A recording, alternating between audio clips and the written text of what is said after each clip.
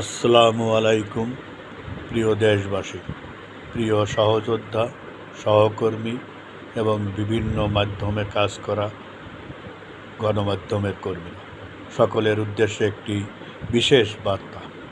অবশেষে সকল জল্পনা কল্পনার অবসান ঘটিয়ে বঙ্গবন্ধু কন্যা, জাতির জনকের কন্যা, শেখ মুজিবের কন্যা, মাননীয় প্রধানমন্ত্রী, আওয়ামী লীগের সভাপতি ঘোষণা দিয়েছেন ডিসেম্বরেই তিনি ডিসেম্বরের মধ্যেই দেশের মাটিতে ফিরে আসবেন।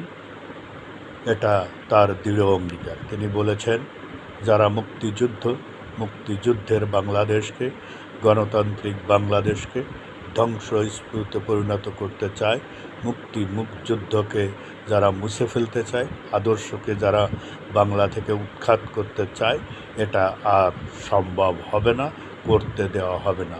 কোনো ষড়যন্ত্রের কাছেই মুক্তিযুদ্ধের বাংলাদেশ মাথা নত করবে না।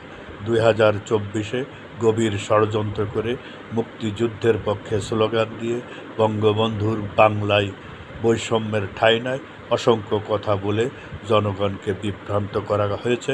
জনগণ নিশ্চয়ই এই প্রায় 2 বছরে সকল ভুল ভ্রান্তি এবং মিথ্যাচার ষড়যন্ত্র বুঝতে সক্ষম হয়েছে, সেখান থেকে শিক্ষা নিয়েছে।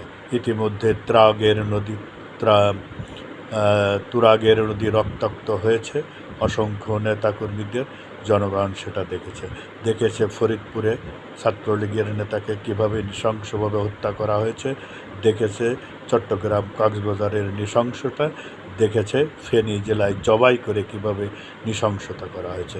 তার বিরুদ্ধে গণতান্ত্রিক সোনার বাংলার গড়ার যে দৃঢ় প্রত্যয় নিয়ে তিনি রাষ্ট্র পরিচালনা করেছেন, সেই মূলধারায় তিনি ফিরে আসবেন।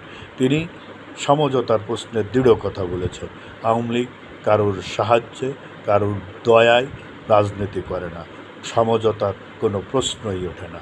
সকলে সতর্ক থাকবেন, নিরাপদে থেকে বঙ্গবন্ধু কন্যাকে দেশে আনবার জন্য সংগঠিত হতে হবে। এটাই হচ্ছে শেখ মুজিবের কন্যার সর্বশেষ ঘোষণা।